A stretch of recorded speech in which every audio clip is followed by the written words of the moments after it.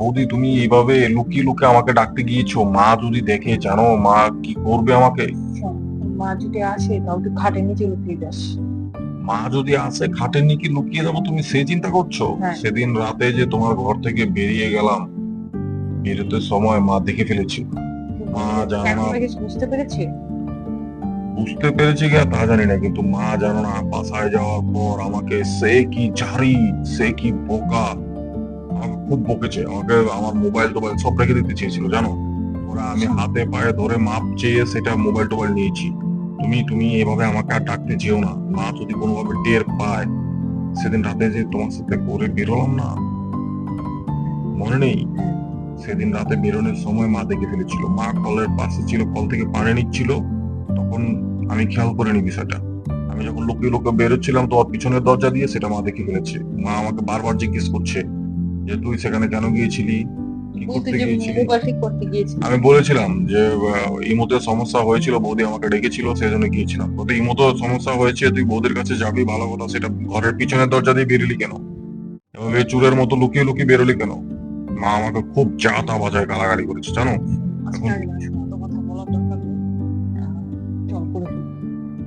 আর তোমারও বৌদি, আমি একটা জিনিস আমার মাথায় ধরে না, তোমার বোধহয় এত কেন জ্বালা। মায়েরি, তোমাকে শোন, দুদিন আগে শোন, চুদি আমি এসেছি, যদি তাও তোমার আমি তোমার যদি জ্বালা ওই শেষ যে হচ্ছে না।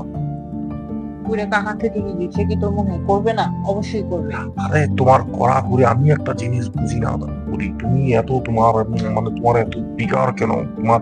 তুমি দাদাকে আসতে বলছো না কেন? তুমি দাদাকে বলো তাড়াতাড়ি চলে আসতে। তোর লাস্টে কি আমি তোকে পাবো? আমি তোকে ভালোবাসি, তুই বুঝিস না?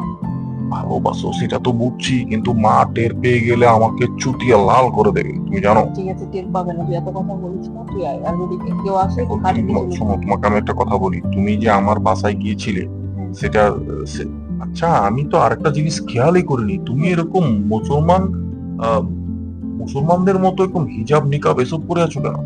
সেটা হচ্ছে আমি তোকে খুঁজতে গিয়েছিলাম। তোর মা যাতে দেখে আমাকে চিনতে না পারে, তার জন্য আমি এটা করেছি। ও, বুঝছিস? আমি এটা ওই যে সেটাই। সাদিয়ার কাছ থেকে এনেছি।